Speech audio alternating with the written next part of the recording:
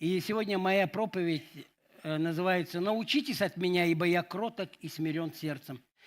Я вам скажу такую вещь. Знаете, вот когда мы начинаем стремиться жить так, вот как Иисус. Иисус, Он сказал, придите ко мне и научитесь от меня. Мы должны учиться у Него через Слово Божье. И сегодня я хотел бы начать опять же с Экклезиаста, 4 главы. Я уже говорил об этом как-то. Экклезиаста 4 глава. Но я хотел бы сегодня еще раз повторить и сказать об этом. Экклезиаста 4 глава, 17 стих, чтобы здесь написано: «Наблюдай за ногою твою, когда идешь в Дом Божий, и будь готов более к слушанию, нежели к жертвоприношению, ибо они думают, что худо делают». Вот нам нужно, когда мы идем сюда, в Дом Божий, нам нужно оставить суету. Понятно, мы живем в такой век, и нам не уйти от этого, кажется, но мы можем все равно сосредоточиться. Я иду к Иисусу. И у меня всегда было такое, когда я начал ходить в церковь, я всегда говорил: я не иду к человеку, я иду к тебе. Я хочу получить от тебя. И я получал от всего. Понимаете, от всего. Люди стояли там, встречали, говорили. И я все время слышал, как Бог говорит в мою жизнь. Все время, через любого человека Он говорил. Потому что я говорил: я иду к тебе, не к человеку. И даже никто, когда читали проповедь, просто читали. Были учителя, которые просто читают проповедь, знаете. Но она настолько сильно касалась. Потому что некоторые спали на собраниях. Знаете, такой был в Америке раньше проповедник, он учитель был, Муди, и он свои проповеди только читал. Он не проповедовал так, он просто читал. И у него огромный был процент спасаемых людей, огромнейший просто. Он читал, но он писал сам эти проповеди, и они настолько касались людей. И когда мы идем в Дом Божий, у нас должно быть такое: я иду к тебе, у меня благовейное вот это состояние, потому что ты сделал в моей жизни столько, ты меня спас, ты меня нашел. У тебя огромная любовь, такая огромная любовь ко мне. Я иду к тебе. И тогда вы не приткнетесь. Даже если вас не так на вас посмотрят, даже если так что-то на вас, не так вам скажут. Когда ты входишь в волю Божью просто. И псалом, мы почитаем, давайте псалом, первый псалом, очень хорошее местописание, мне очень нравится это местописание, первый псалом. И прочитаем там 3 стиха всего. Здесь написано: «Блажен муж», он счастливые, вы счастливые. Он говорит: вы счастливые, женщины, мужья, вы счастливые, которые не ходят на совет нечестивых. Не ходите, не надо советоваться с людьми, которые корыстные, которые что-то хотят получить, что-то посоветовать вам такое. Знаете, не ходите на совет нечестивых. И не стоите на пути грешных, не сидите в собрании развратителей. Видите, здесь все по нарастающей. Вначале ты слушаешь совет, потом ты на пути грешных станешь, а потом ты вдруг окажешься в собрании развратителей. Сам не заметишь, как с ними выпиваешь, сам не заметишь, как будешь смеяться над кем-то, как будешь обсуждать кого-то, сам не заметишь, как потихонечку ты скатишься до этого. Но в законе Господа воля Его, и о законе Его размышляет Он день и ночь. И будет он, как дерево, посаженное при потоках вод, которое приносит плод свой во время свое, и лист которого не вянет, и во всем, что он не делает, успеет. Вот. Если мы будем пребывать в законе Господа, воля моя должна быть в Его воле. В Его воле. Стремиться к этому. Вот. Давайте мы рассмотрим, перейдем к проповеди. Это было такое вступление. И начнем со 2 Тимофея. Я хотел бы со 2 Тимофея с 3 главы читать. 2 Тимофея, 3 глава. 3 глава. И прочитаем здесь с 1 по 5 стих. «Знай же, что последние дни наступят времена тяжкие». Это вот наступят времена тяжкие, это свирепые дни будут, такие опасные дни. Ибо люди будут самолюбивы. Видите, первое стоит – самолюбивы. Вот. сребролюбивы, горды, надменны, злоречивы, родителям непокорны, неблагодарны, нечестивы, недружелюбны, непримирительны, клеветники, невоздержаны, жестоки, не любящие добра, предатели, наглые, напыщенные, более сластолюбивы, нежели боголюбивы, имеющие вид благочестия и силы же его отрекшие, таковых удаляйся. Ясно и четко говорит апостол Павел. И мы живем все время, с того времени мы живем в последние времена. И это усиливается. Это зло, оно усиливается. Оно нарастает. Потому что люди, они каждый так. Даже мы, верующие, мы ищем комфорт. Как нам комфортно. Вот мы живем так. Мы поступаем так. Мы не думаем о ближнем. Мы думаем прежде всего о себе. Не думая о ближнем. Вот. Мы думаем, как бы мне получить, что-то я бы получил. И этому мы добиваемся любой ценой. Например, вот провели опрос, какое-то издание известное, оно привело опрос во многих странах мира. И сделали такой анализ. Знаете, где больше всего депрессии? В развитых или в нищих странах? Как вы думаете? В развитых странах депрессии намного больше. Почему? Потому что здесь написано, что люди будут сластолюбивы, чем боголюбивы. Они будут любить удовольствия какие-то. Они будут не насыщаться этим. Они будут хотеть еще больше и больше этого. Люди, посмотрите на Голливуд. Они все там ходят по дорожкам, они все себя прославляют. Вот. Они все напыщены, большинство. Есть, конечно, слава Богу, которые не поддались этому. Вот. И Павел перечисляет вот эти признаки глубокого духовного упадка этого общества. И это даже вкралось в церковь. Люди любят себя намного больше, чем Бога, свою плоть. Вот. И когда мы читаем, вот плоть, вот так живет человек. Я. Я самый крутой, я самый образованный. Знаете, и когда он говорит, он самолюбивый, напыщенные, жестоковыйные, да, злобные, клеветники. Они клевещут кого-то, но не себя.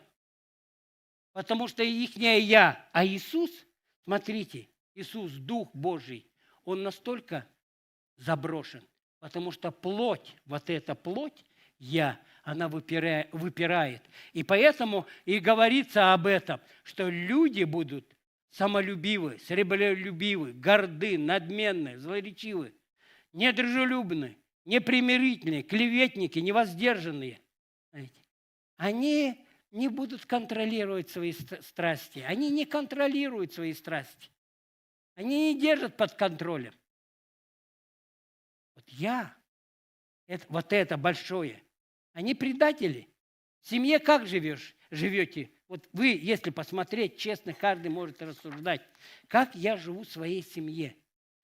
Прежде всего, я люблю себя, любимого, или я люблю свою жену, или я люблю своих детей. Вот как мы относимся к этому? Это прежде всего начинается с семьи, дорогие мои.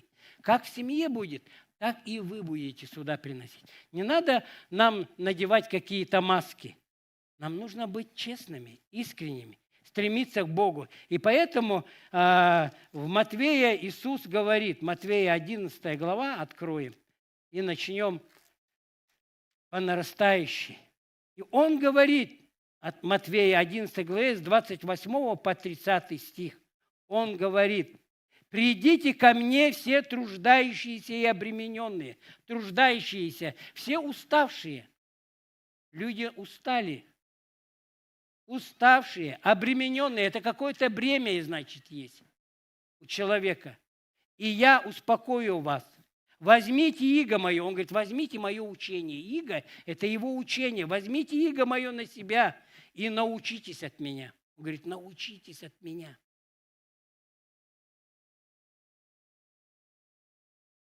Нужно не научить. Знаете, великий учитель, он учил. Сколько у него было учеников? Но кто-то научился, но многих не научил.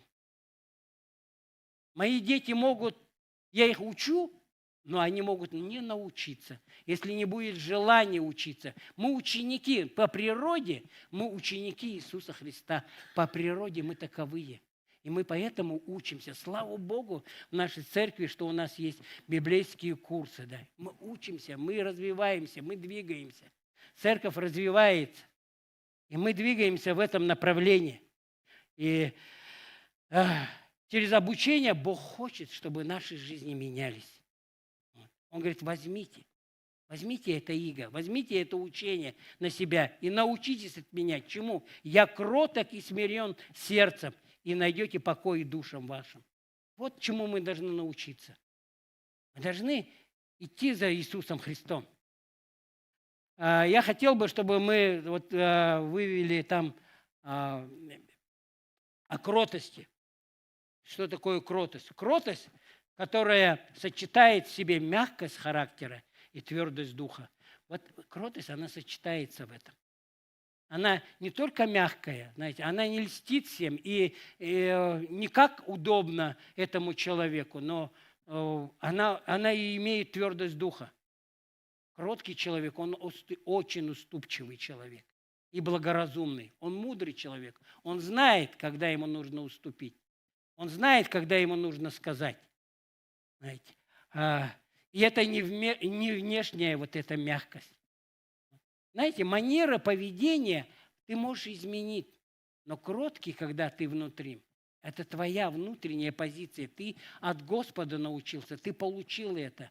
А манеру поведения можно поменять везде. Когда мы заходим здесь, да, вот мы здесь встречаем, улыбаемся, а потом, когда мы приходим в магазин, и продавщица тебе там покупку твою так по столу кинула, как ты ответишь?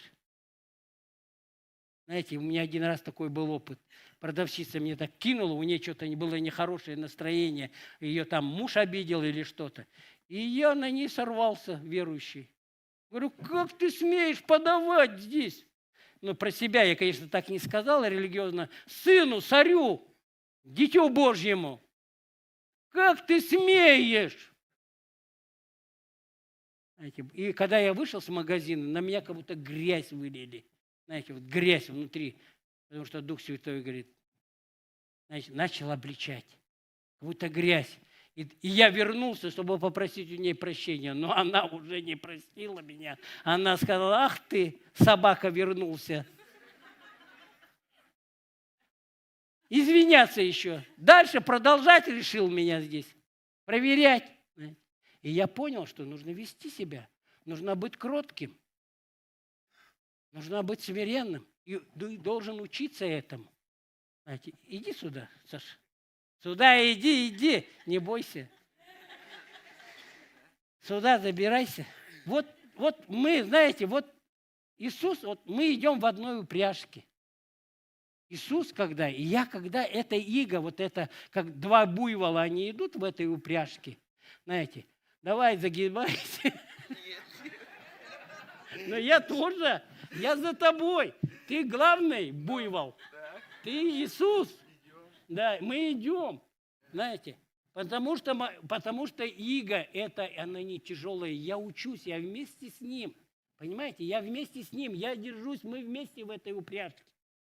Но Он тащит, Он ведомый, Он наставник, Он учитель, Он советник, Он защитник. Он ведет в этой упряжке. И тогда это иго, оно не тяжело, это бремя не тяжело. Но мы тащим уставшие и обремененные. Почему? Потому что мы не впрягаемся в эту упряжку. Мы сами тянем это, пытаемся сами тянуть. Спасибо, Саша, огромное. Ты смиренный брат, видно сразу. Смирился, говорит, нет, не хочу. Наверное, думает, подвох какой-то, да? Нет, не подвох. Я тебя люблю, Саша. Уважаю тебя. И вот этот характер должен у нас. Мы должны быть и мягкие, и у нас должно быть твердость духа. Мы не тряпки какие-то, знаете, чтобы об нас ноги вытирали. У нас должно быть твердость духа. И мы посмотрим много примеров из Библии. Вот кротость – это состояние сердца. Вот эта кротость, когда эта сила, она под контролем Духа Святого, когда Дух Святой ведет тебя. Вот притча, откроем 15 главу, почитаем очень хорошее место Писания, притча, 15 глава, и 1 стих там почитаем. 1 стих, здесь написано: «Кроткий ответ отвращает гнев». Слышите? Кроткий ответ, мягкий ответ. Но твердость духа есть в этом. Ты не просто льстишь, понимаете, как говорят, ты что здесь льстишь мне там, или что ты здесь хочешь заработать. Нет, у тебя есть и твердость духа. Кроме мягкого ответа, у тебя есть Дух Божий. И ты должен достойно нести это. Ты достойно должен, потому что ты дочь царя, ты сын царя. Ты человек высокого духа, и поэтому ты должен достойно вести себя. И здесь написано: кроткий ответ – это исцеленный ответ. Бог тебя уже исцелил, твое сердце, твой разум исцелил. Вот это состояние, знаете, вот этого человека, это вот кроткий человек, это мудрый человек. Он не просто такой кроткий и забитый весь, он мудрый человек. Он знает, когда нужно сказать, когда нужно промолчать. Вот кроткий ответ отвращает гнев, а оскорбительное слово возбуждает ярость. Вот мы должны кротко отвечать. Я должен был этой продавщице кротко отвечать, кротко с ней разговаривать. Потому что во мне дух, высокий дух живет, во мне живет Дух Святой. Какое я имею право, а вдруг она сегодня придет в церковь? Скажет: я помню вас. Какой вы хорошенький за кафедрой-то. А помню, как вы колбасу мне кинули. Кроткий ответ, исцеленный, отвращает гнев, а оскорбительное слово возбуждает и ярость. Я не записал это, там нету у нас, но здесь вот в 4 стихе еще написано, здесь же: кроткий язык – древо жизни, но необузанный – сокрушение духа. Откроем притчи 25 главу притчи, и прочитаем там 15 стих. Здесь написано: кротостью склоняется к милости вельможа. Смотри, если вы кроткие своему начальству, своему как бы лидеру там, вы кроткие. Но это что? Это вот милость, милость производит это. Вот я когда работал как его, еврея-то звали, это у него было это, печатное, Левин. Вот. И я учился там, он меня начальником поставил там, видел, начальником. Я в печатной у него работал. Царство ему небесное. У человека хороший человек, мудрый. Конечно, он очень жесткий где-то, но он мудрый человек был. Он видел, как. И когда я как с ним разговаривал, и у него милости столько было, он мне все газеты отдавал. Продавайте, пожалуйста, берите все газеты, продавайте. Видя, что у меня недостаток в деньгах, хотя у меня раньше денег много было, а теперь денег нету, работать не хочу, а он видит, что работать захотел. Он говорит: вот тебе, Олег, вот. Ты порядок навел здесь. Здесь мужчины не курят, не пьют, не матерятся. Конечно, немного пришлось там и святым кулаком стукнуть где-то. Вот. Ну, как без этого, да? На начальном пути. Сейчас-то, конечно, я бы не позволил этого. Вот. И вот склоняется к милости вельможи, и мягкий язык переламывает кость. Представляете, мягкий язык переломает любую твердость, любую наглость, любую напыщенность. Кроткий язык, он переломает жесткого человека, когда ты кротко будешь отвечать. И этому нужно учиться всю жизнь. Всю жизнь нам нужно учиться. Упрямство. Когда ты кротко говоришь, упрямые дети твои, они становятся смиренными. Сами по себе знаем, да? А когда ты так, они как будто бы, а сами внутри такие: нет, я против тебя. как будто смирились, а внутри такие: нет, папа, мы против тебя.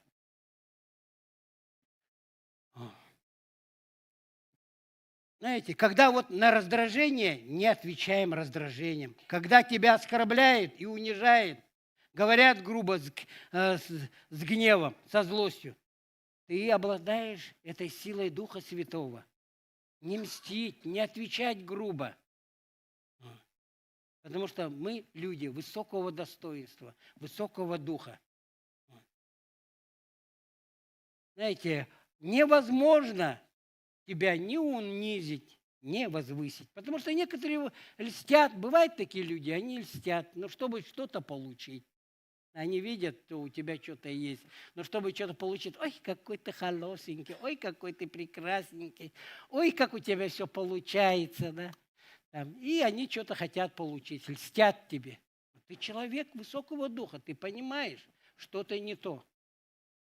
Знаете, я в Москве, когда подрабатывал, там за все надо было платить в библейской школе 2 года, и там надо было работать, в библейку приходить, все тесты сдавать, все сдавать, еще служить надо в церкви, все обязаловка была. Там опоздал на минуту, все, тебя не пускают, ты там остаешься, 5 минут смиряешься, потом через какое-то время тебя запускают на урок.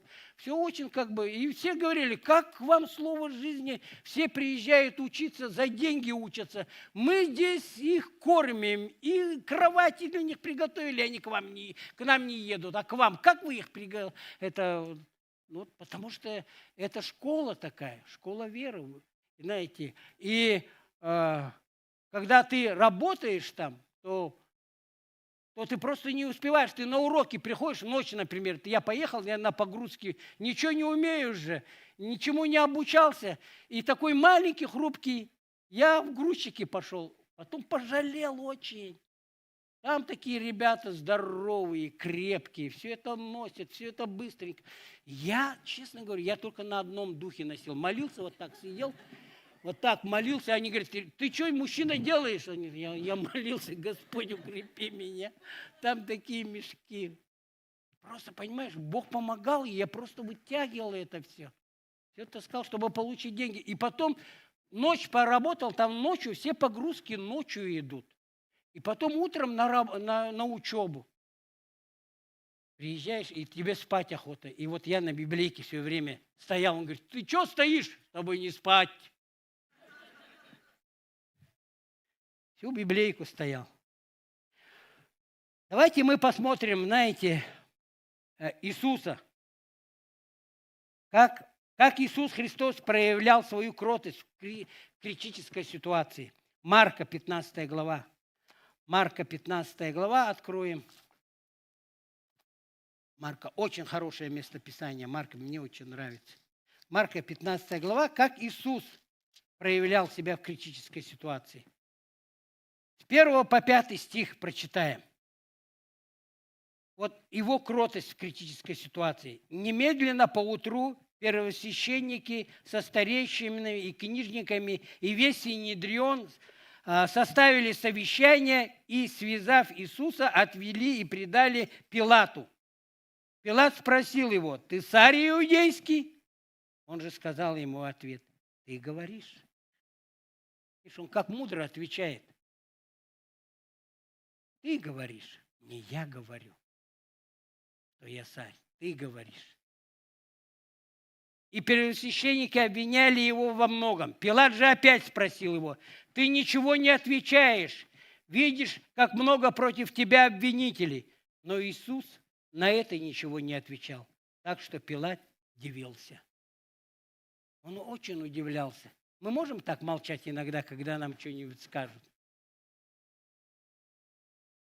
Нам нужно очень постараться, наверное, да? Мы отвечаем, еще успеваем, как из пулемета. И еще у тебя здесь гранатомет, здесь базука. И тебе надо просто уничтожить этого человека. Мы должны тренироваться это в семье. Я вам скажу серьезно, в семье. Какие вы в семье, такие вы и здесь. Поверьте мне. Про вас все знают. ваши соседи, ваши продавцы. Не надо там натягивать, манеру свою менять, поведение свое поменять. Здравствуйте, здравствуйте. Такие с крыльями, да? У меня тоже были крылья утром, сегодня отпали. По пути кто-то отбил, да? Вот ты едешь, и по пути кто-то тебе эти крылышки отбил. На собрание еду. Ай, ля-ля-ля-ля, ой, ля-ля-ля-ля. Раз кто-то подрезал. Ух, собака, а! Ух, кто эту женщину за руль посадил, а? Все. Где твоя кротость? Где твое смирение? Они куда-то пропали. Иисус, Он не защищал себя. Он не защищал. Он не нападал. Он ничего не объяснял. Хотя Он мог все сделать. Он же мог ангелов вызвать войско и сказать, да уничтожьте этого Пилата, снесите это Пилата. Здесь. Все. Я, наверное, был бы на место Иисуса, я бы там их всех бы, наверное. Просто они мне щемились бы все, работали, падали, там швабры схватили, все чистили бы. Поклонялись бы мне вообще, опахалами там.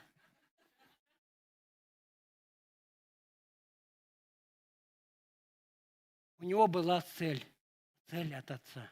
Он должен был это исполнить. Знаете, пример Элеоноли Рузвельт. Вы знаете Элеонору Рузвельт такой? Жена была Франклина Рузвельта, который был 4, он президентских прошел срока, да. Ни одного президента в Америке не было такого. Он 4 срока. Они после этого подумали, диктатор, и они, я не помню, но он в 45-м умер, но в 50 каком-то году они вот закон ввели, чтобы такого не было, 2 срока только в Америке. Они ввели специальный закон, чтобы такого больше не было. Вот. И это Элеонора Рузвельт, она говорила так: никто не может мне причинить боль. Боль себе могу причинить только я сама. Ее корреспондент ее спрашивает, а как? Ответ: своей реакцией на что-то. Если тебе больно, это потому, что ты сам выбрал такую реакцию. Если тебя обидели, ты сам выбираешь, тебе больно. Понимаешь, мы же все равно нам больно, мы люди. Я когда читал про эту историю и читал про Франклина Рузвельта, читал много, очень интересные истории, почитайте. И вот про его жену Элеонору. И она смирялась от своего мужа, потому что она в Бога верила. Как мог сказать человек, который верит в Бога? Это сильный человек мог только так сказать. Только. Потому что я сам выбрал такую реакцию. Мне больно, мне больно, мне больно. Не сыпьте мне соль на рану, пожалуйста, катитесь-ка отсюда. Вон там двери, бегите туда. Пока я биту там не взял, да? Поэтому, смотрите, когда нам боль причиняют наши родные, вот моя Танечка, она знает, и вот она не даст соврать, мы когда вначале с ней жили, ей было больно где-то. Но знаете, она очень такая женщина, она уходила и просто молилась.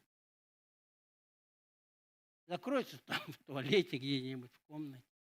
И я причинял ей боль. Прости ты мне, Господи, моя сладкая. Поначалу это было. И она уходила и молилась там, и плакала. И мне Дух Святой говорил, проси прощения быстрее, быстрее. Чем быстрее, тем лучше. Знаете.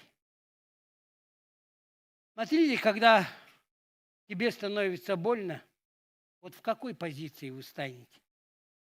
Сына, дочери царя, человека высокого духа, человека высокого достоинства, или упадете до такой низости, что будете отвечать. И еще будете вот отвечать, как я вам сказал. И из базуки, и из автомата, еще гранатой, еще плеткой и тому подобное. И просто уничтожать. Мы не должны, мы здесь дети царя, и мы здесь учимся, и нас будет все больше и больше. Все это видят, все это говорят, вы все это чувствуете. Нас будет больше и больше. И чем больше мы укрепимся в этой упряжке Божьей с Богом, тогда мы будем это легко нести, мы будем это с радостью нести. Не так вот, как мы с Сашей здесь загнулись, да. Мы с радостью это будем делать. Мы не будем загинаться и здесь умирать на это вот, служить там. Мы будем делать это с радостью, с весельем.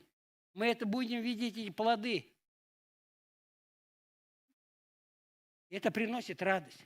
Давайте немного поговорим о твердый духом. Это не железный человек. Знаете, а то мы думаем, твердый духом – это железный человек. Ты и я, мы твердые духом, без намерения кому-то навредить, сделать больно, унизить, опозорить. Исайя 26 главу откроем. Написано, Исайя 26 глава. Исайя 26 глава. И прочитаем 3 стих. «Твердого духом ты хранишь в совершенном мире». Видишь, твердого духом ты хранишь в совершенном мире, ибо на тебя уповает он.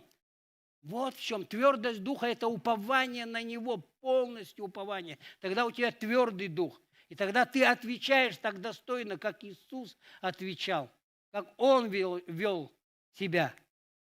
Давайте немного о смирении поговорим. В этом обществе смиряться, вот это слово, оно потеряло, понимаете, смысл. Этого слова вообще в этом мире нет. Если спросишь, даже просто вот с соседом недавно разговаривал, знаешь слово смирение? Вообще не знает.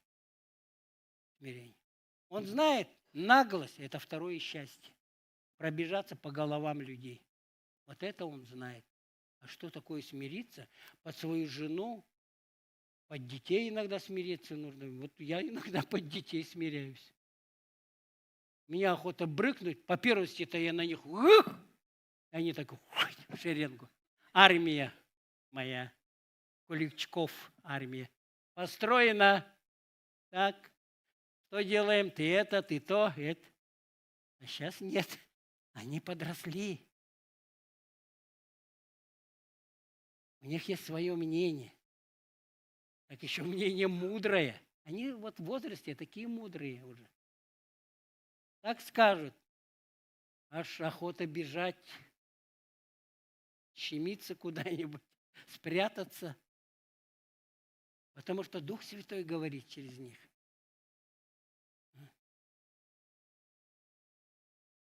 Не должно быть вот и это я. Ты когда смиряешься, а у тебя вот это только я. Да? Вот это несмиренный человек. Я. Мне. Мне не додали, меня не долюбили, мне не домолились, мне там не досмотрели, за меня и что-то не сделали. Мне.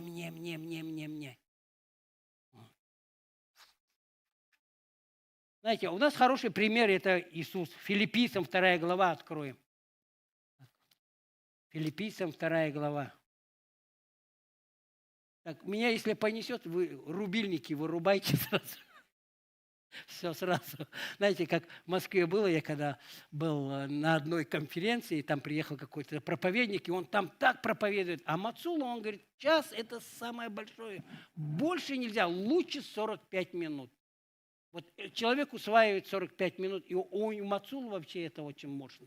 И вот он говорит, и какой-то проповедник, и его так понесло, и ему показывают там время, и все там, и его там служитель, и он его несет. И один служитель встал, не буду называть имя, он пошел и рубильники вырубил в этом клубе. И все, и собрание закончилось. Смирился иностранец, удивился, наверное. Хороший служитель Божий, да? Из России. Я его лично знаю. Но и вам не скажу. Вырубил, молодец. Нашел, да, выход? Вот. Так что, если будет нести, Олег Иванович, вырубите рубильник. Миша Неведомский там. Филиппийцам 2 глава и 6 по 9 почитаем. Он, будучи образом Божьим, не почитал хищением быть равным Богу, но уничижил себя самого, приняв образ раба, сделавшись подобным человеком и по виду став как человек, смирил себя быть послушным даже до смерти и смерти крестной. Посему и Бог превознес его и дал ему имя выше всякого. Смотрите, уничижил себя, да, в образ человека. Вот у меня в голове до сих пор, как-то человека маленького Бог. Как он же его могли убить там, забить где-то, кинуть с хлеба как-то, куда-то, не докормить его. До чего уничижил себя? Это головой не понять, не понять. Это только верой нужно принять. Настолько он себя уничижил. Вот это и есть вечная его любовь к нам. Это настолько сильная любовь, беспредельное смирение, скажу, которого нам не понять до сих пор. Только верой принять нам нужно это. Родился в хлеву, всегда был слугой, всегда он был слугой. Всегда был слугой.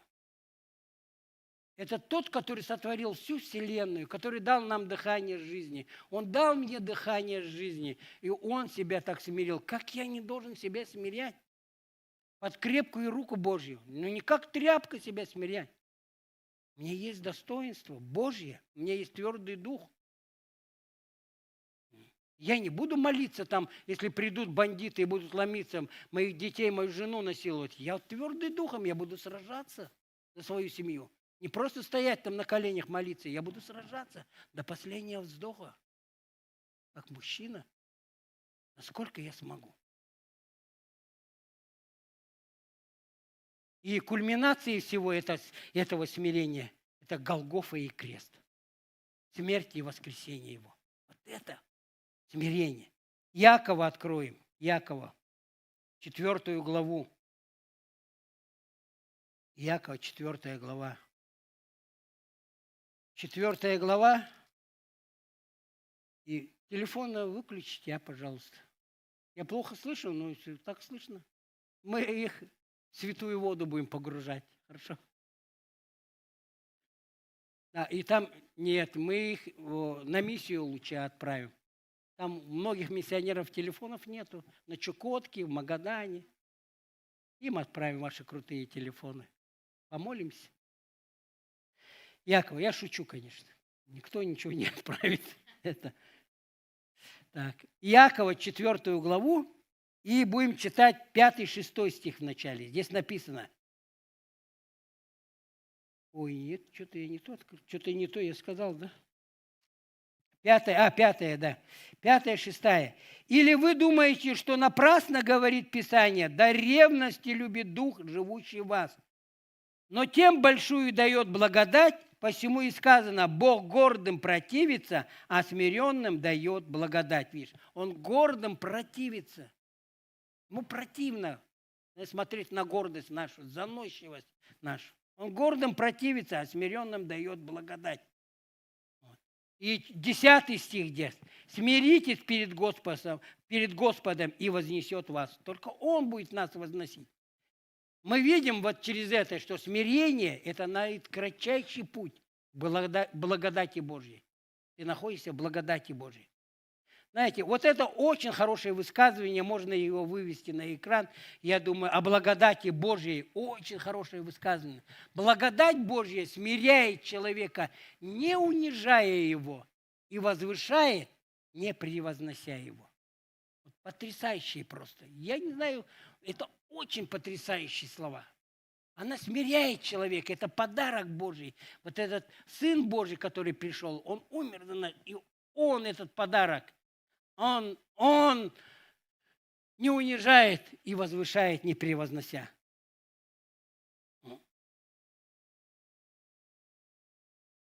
И знаете, поэтому смирение перед Богом – это принятие Его мнения. Вот почитаем Римлянам 12 главу, почитаем. Римлянам 12 глава и третий стих здесь. Здесь написано: «А по данной мне благодати всякому из вас говорю, не думайте о себе более, нежели должно думать, но думайте скромно, по мере веры, какую каждому Бог уделил». Не переоценивайте себя. Не надо свою самооценку возвышать, и не надо ее уничижать. Бог знает, Бог все видит. Нам нужно с уважением относиться к себе и друг к другу. К себе, даже к себе. И вот самые спорные вопросы, это, наверное, вот смирение перед друг другом здесь, в церкви, между друг другом. В семье, я уже об этом говорил, прежде всего. И если это в семье происходит у вас, и вы с этим работаете, и вы стремитесь смиряться и быть кротким в семье в отношении жены и детей, но не властвовать, не быть там тираном, вот, диктатором каким-то, вот, то и в церкви также. Откроем 1 Петра. И в церкви также. 1 Петра, 5 главу. 1 Петра, 5 глава. И с 1 по 6 почитаем. Здесь написано: «Пастырей ваших умоляю я, сопастырь и свидетель страданий Христовых, и соучастник в славе, которая должна открыться. Пасите Божье стадо». Слышите, если вы пастор домашней группы, пасите стадо Божье. Слышите? Пасите. Не лупите, не унижайте, не опускайте, не позорьте. Пасите Божье стадо, какое у вас, надзирая над ним непринужденно. Не надо принуждать ни к чему, но охотно и богоугодно, не для гнусной корысти, но из-за усердия, и не господствуя над наследием Божьим, но подавая пример стаду. У нас будет много пасторов, домашних групп. Их и так мы растем, и будет больше, и больше, и больше. И нам нужно учиться в этой упряжке работать. Нам будет не тяжело, если мы, как мы с Сашей здесь вдвоем, да? Когда ты с Господом, когда Дух Святой в тебе внутри, тогда ты достойно себя ведешь, тогда ты смиренный, тогда ты кроткий. Вот. Также и младшие, повинуйтесь пастырям, все же подчиняясь друг другу, облекитесь смиренно-мудрее, потому что Бог гордым противится, а смиренным дает благодать. Итак, смиритесь под крепкую руку Божию, да вознесет вас в свое время. Если мы тем больше смиряемся, тем больше Он нас возвышает сам. Нам не нужно возвышаться. Он сам нас возвышает. Он сам нас поднимает. И мы это чувствуем. Мы это чувствуем. Когда тем больше ты смиряешься, чем больше ты кроток, и пытаешься так жить, тем больше ты видишь, Бог тебя поднимает. Чем больше. Я никогда не скажу Алексею Александровичу: «Эй, братан!» Какой он такой мне братан? Он для меня пастор. Вот он и младше меня, он для меня пастор. Понимаете? Вот это понебратское отношение. Как здесь написано, да? Вот. Также и младшие, повинуйтесь пастырям, подчиняясь друг другу. Облекитесь чем? Смиренномудрием. Смиренномудрием. Смиренномудрие. Смирение и мудрость. Это значит, смирение и мудрость, это значит иметь правильный образ мыслей. Правильный. Прежде всего о ком? О Боге, о себе, о своих родных, близких, о пасторе, о своем брате, о сестре. Ты должен, прежде всего, мудро поступать и нести мир. Нести мир. Корень слова смирение – это мир. Это значит, что смиренный христианин решил для себя, что с ним, что все, что с ним будет происходить, это будет в мире. Он будет стремиться к этому. Будет стремиться к этому.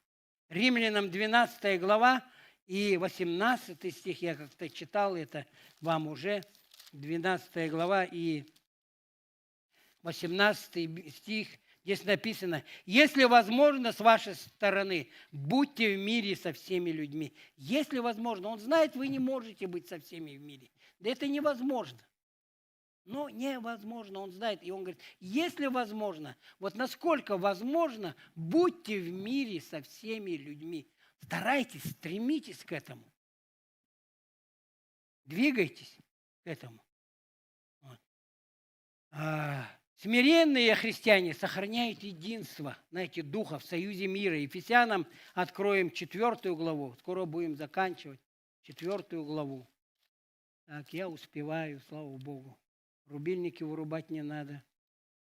Ефесянам 4 глава, и с 1 по 6 стих написано. «Итак, я, узник, Господи, умоляю вас поступать достойно звания», вот быть достойным, человеком высокого духа, быть детем царя, в которого вы призваны, со всяким смиренномудрием, опять вот это мир нести корень, быть мудрым, мир нести, с кротостью, с долготерпением, снисходя друг к другу любовью, стараясь сохранять единство где?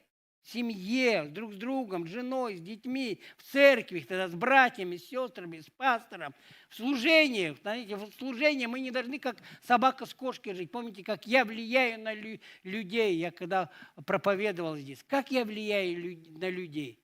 Так, как вот, и насколько я смирен, насколько я кроток, настолько я смогу влиять на людей, на своей домашней группе на людей в этом мире, везде. Одно тело, потому что. Вот. Один дух, как и вы признаны в одной надежде звания. Один Господь, одна вера, одно крещение. Один Бог и Отец всех, который над всеми и через всех и во всех нас. Он во всех нас. Во всех нас. Вот это великая тайна для язычников. Он говорит, великая тайна для этих язычников. Христос во мне. Я в нем. Для них это непонятно, как Христос во мне. Великая тайна. Вот эта слава Божья, она проявляется, она внутри нас. И эта слава Божья, она должна проявляться через нас, двигаться через нас. И заканчиваем тогда, в заключение хотел бы сказать, можно эту формулу, да, вот благодать.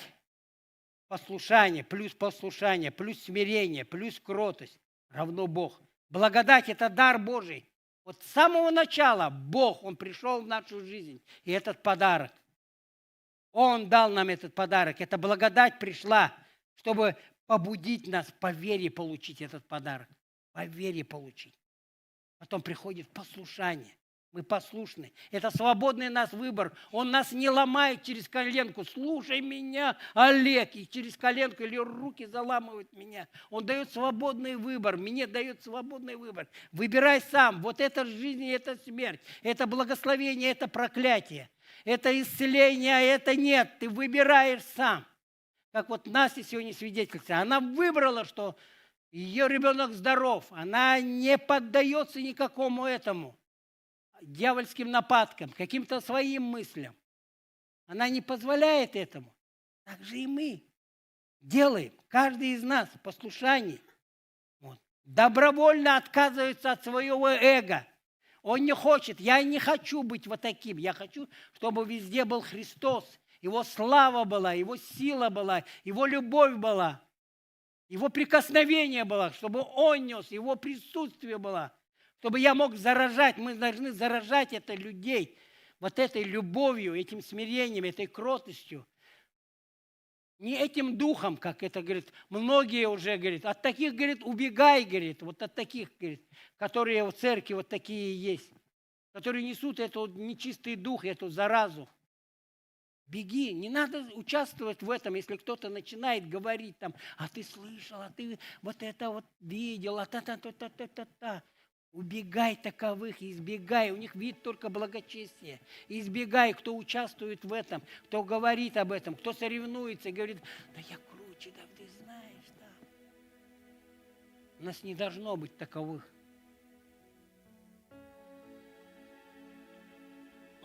Смирение, потом приходит смирение через послушание.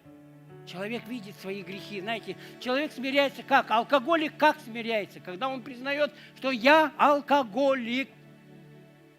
Пока он не признается, он всегда говорит, я брошу понедельника брошу, с Нового года брошу. Он никогда не бросит.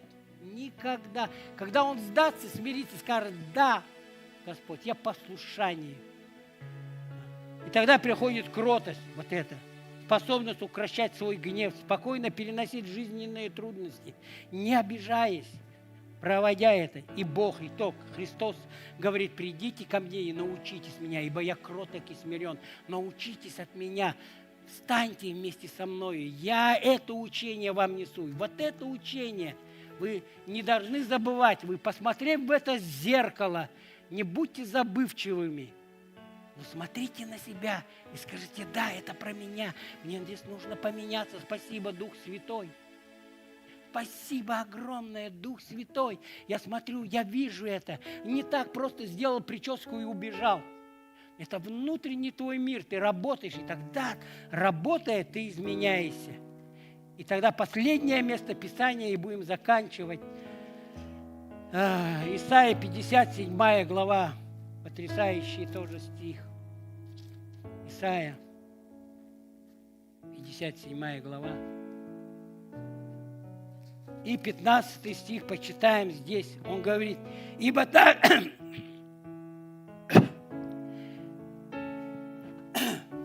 Ибо так говорит высокий и превознесенный, вечно живущий, святое имя Его. Я живу на высоте небес, во святилище. Он говорит: я так далеко живу, высоко. И мы смотрим иногда и так живем: Господь, Ты там далеко, у Тебя нет дела до меня.